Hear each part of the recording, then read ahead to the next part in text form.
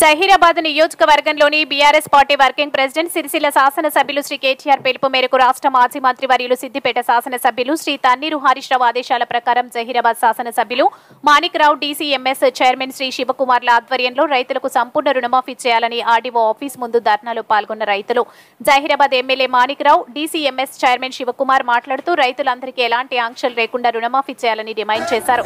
BRS working president KTR పిలుపు మేరకు రైతులకు 2 లక్షల రుణమాఫీ చేయాలని ఉద్యమిస్తున్నాం. చీటింగ్ చేసిన రేవంత్ సర్కార్పై ఉద్యమిస్తాం. 14 ఏళ్లు పోరాటం చేసి కేంద్రం మెడలు వంచి తెలంగాణ రాష్ట్రం సాధించాం. కేసీఆర్ 10 ఏళ్లు అనేక పథకాలు ప్రవేశపెట్టారు. మాయ మాటలతో రేవంత్ రెడ్డి అధికారంలోకి వచ్చారు. డిసెంబర్ 9న 2 లక్షల రుణమాఫీ చేస్తామని మోసం చేసిండ్రు. 6 గ్యారంటీలు అంతా ఉత్తదే. ఈ కాంగ్రెస్ ప్రభుత్వం అన్ని వర్గాల ప్రజలను మోసం చేసింది.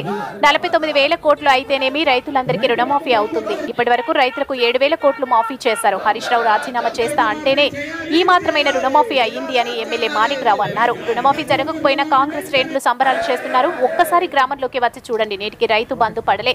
రైతులు రోడ్డుకి శాపనార్థాలు పెడుతున్నారు. రైతులు ఉసురు తగులుతుంది. రాబోయే కాలంలో గ్రామాల్లో కాంగ్రెస్ శ్రేణులను ప్రజలు తరిమి కొడతారు.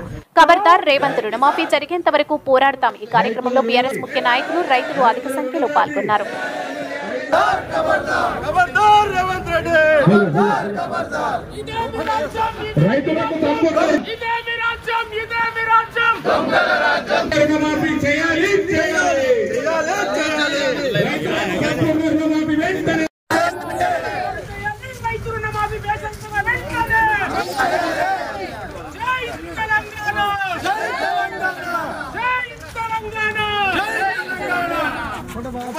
రేవంత్ రెడ్డి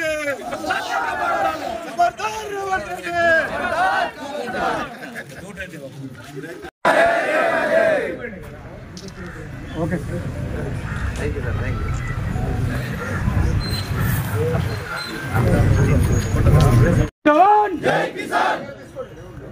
రైతుల రుణమాఫీ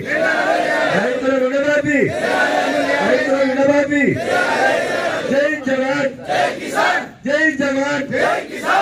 దేశాన్ని కాపాడుకునే జవాను రైతు బాగుండాలి. కాబట్టి ఈ రోజు మన రైతుల తరఫు నుంచి మన దగ్గర అక్కడ కూర్చున్న వారి తరఫున గౌరవ పెద్దలు అందరూ కూడా అందరూ